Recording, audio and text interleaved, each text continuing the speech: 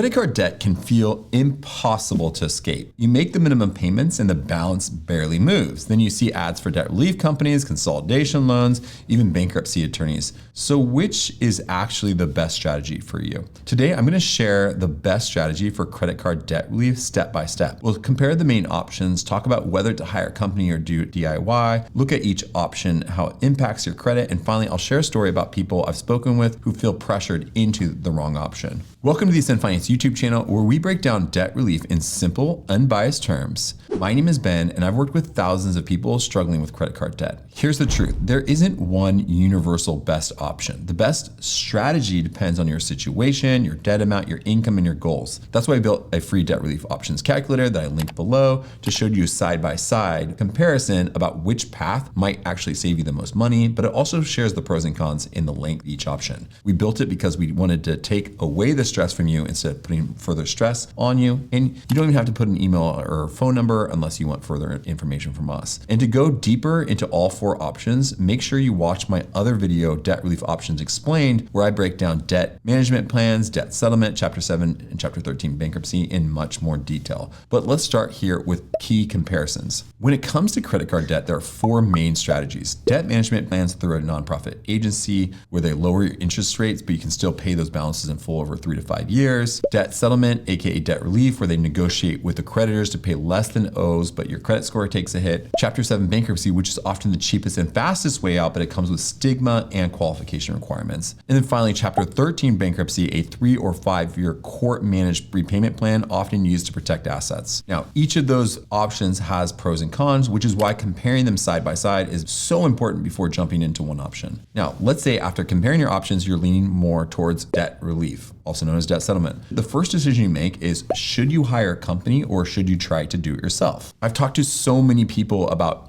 do it yourself versus hiring a company. And let's go through some pros and cons. First, the pros of hiring a company is that they handle negotiations, they have experience dealing with creditors, and they understand how to structure your plan. Debt relief companies also understand who is likely to sue. They also understand who would do what's called pay for delete, which basically means who are going to delete the creditors after you settle the account. Those are interesting and important things to understand when you're doing debt relief. They will also understand what to settle for. So if you're settling by yourself, you may not know that this creditor actually takes 30%. You may ask for 50, get 50, but you could actually got a better deal. So those are some pros about hiring a debt relief company. Now, what are the cons about debt relief company? I would say the biggest con is the fees that you may pay, and you may feel like you have less control than doing it yourself. Now, let's talk about the pros and cons of doing it yourself. First, you avoid the fees, you're in direct control of your negotiations, and maybe creditors may respond better to a personal financial hardship story. I haven't seen that as the case, but it may be something that they would respond better to. Now, the cons. It takes a lot of time to settle debt. It requires persistence. It requires organization. It requires confidence to negotiate. And some creditors may push hard legally if you're going solo. I've seen both approaches work. It really depends on whether you'd rather save money by doing it yourself or pay someone to manage the process end to end for you. Now, the third thing to consider is how each option affects your credit score.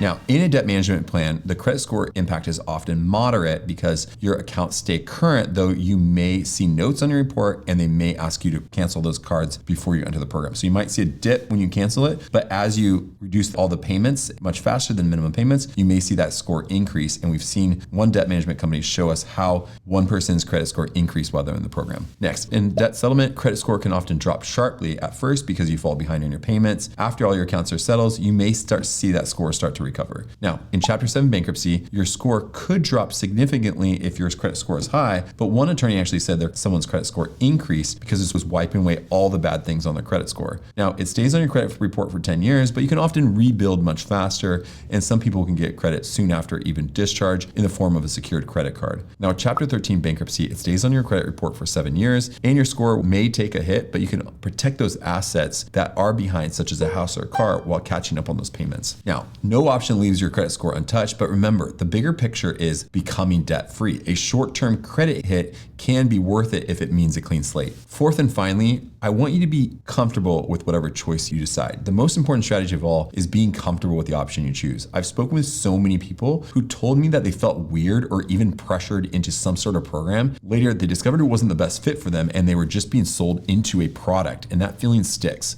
Debt relief is a huge step. You want to feel confident, not uneasy. That's why we built those stress-free tools such as the Debt Relief Options Calculator to help you do your own research before committing to one thing. Because at the end of the day, the best strategy isn't always what the salesperson wants you to believe. It's the option you can commit to with confidence to help you get out of debt cheaper, easier, and faster. So here's the recap. First, compare the major options. Don't skip the step. Second, if you're leaning towards settlement, weigh working with a company versus doing it yourself carefully. Third, understand how each option affects your credit negatively. And most importantly, be comfortable with what your decision to help you get out of debt. And once you've done that, make sure to watch our next video where I'll cover real strategies to help you get out of debt cheaper, easier, and faster. Thanks so much for watching, and I hope you have a great day.